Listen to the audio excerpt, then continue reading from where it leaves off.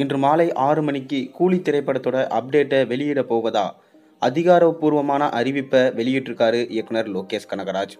அதாவது லியோ திரைப்படத்தோட mega hit வெற்றிக்கு பிறகு லோகேஷ் கனகராஜ் இயக்கி வரும் தனது அடுத்த திரைப்படம் தான் கூலி. தளபதி விஜய், உலகநாயகன் கமல்ஹாசனை தொடர்ந்து இந்த முறை சூப்பர் ஸ்டார் ரஜினிகாந்தை இயக்க இருக்காரு லோகேஷ் கனகராஜ். லியோ திரைப்படம் வெளியான சில மாதங்கள் கழித்து இந்த ஆண்டு துவக்கத்தில் கூலி திரைப்பட பணிகளை அவர் துவக்கினார். சூப்பர் ஸ்டார் ரஜினிகாந்த் இந்த ஆண்டு அடுத்தடுத்து 2 படங்களில் நடித்து அசைத்திட்டு வராரு. அவருடைய ரசிகர்கள் மத்தியில் மிக பெரும் வரவேற்பை பெற்றிருக்கு. ஜெயிலர் பட வெற்றிக்கு பிறகு தனது இமயமலை பயணத்தை மேற்கொண்ட ரஜினிகாந்த் பல அரசியல் தலைவர்களை சந்தித்து உரையாடினார். பிறகு அமீரகம் சென்ற அவருக்கு கோல்டன் விசா அளித்து கௌரவிச்சாங்க அந்த அமீரக அரசு. ஏற்கனவே நடிகர் சூர்யா மற்றும் நடிகர் மணிகண்டனை வைத்து ஜெய்பீம் என்ற மெகா ஹிட் படத்தை கொடுத்தாரு இயக்குனர் ஞானவேல்.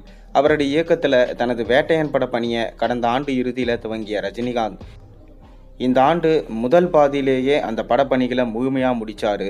அது மட்டும் இல்லாமல் இப்போது லோகேஷ் கனகராஜோட கூலி பட பணிகளில் விறுவிறுப்பாக ஈடுபட்டிருக்க ரஜினிகாந்த் விரைவிலே அந்த படப்பணிகளையும் முடிக்க இருக்காரு. இந்த சூழலில் இன்று மாலை 6 மணி முதல் கூலி படத்தில் நடிக்க உள்ள நடிகர் நடிகைகள் குறித்த அதிகாரப்பூர்வமான அறிவிப்பை இயக்குனர் லோகேஷ் கனகராஜ் வெளியிட உள்ளதா அதிகாரப்பூர்வ அறிவிப்புகள் வெளியாயிருக்கு. அது மட்டும் இல்லாமல் இந்த படம் மிக பெரும் மாசான படமாக இருக்கும் எனவும் கண்டிப்பாக இந்த படம் எல்சியூவில் இருக்காது எனவும் சூப்பர் ஸ்டார் ரஜினிகாந்த் அவர்கள் ஏற்கனவே சொல்லியிருந்தார். அதே போல தான் லோகேஷ் கனகராஜும் இந்த படம் புது தனி யூனிவர்ஸாக உருவாகுது. அதை தொடர்ந்து பார்த்தீங்கன்னா இந்த படத்தில் உபேந்திரா, அமீர்கான், ஸ்ருதிஹாசன், சத்யராஜ் போன்ற மிக பெரும் நடிகர்கள்லாம் இந்த படத்தில் நடிச்சிட்டு வராங்க எனவும் இன்று மாலை 6 மணிக்கு யார் யார் இந்த படத்தில் நடிக்க போகிறாங்கன்றதை நாங்கள் அஃபிஷியலாக அனௌன்ஸ்மெண்ட் பண்ண போகிறோன்றத லோகேஷ் கனகராஜ் சொல்லியிருக்காரு.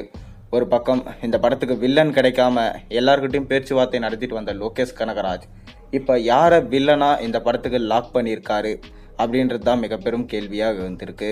ஒரு பக்கம் பார்த்தீங்கன்னா ஷாருக்கான் கிட்ட கேட்டாங்க, ரன்வீர் சிங் கிட்ட கேட்டாங்க, அதை தொடர்ந்து பார்த்தீங்கன்னா நம்ம நாகார்ஜுனா கிட்ட கேட்டாங்க. ஆனால் யாருமே பார்த்தீங்கன்னா நடிக்க முன் வரலை.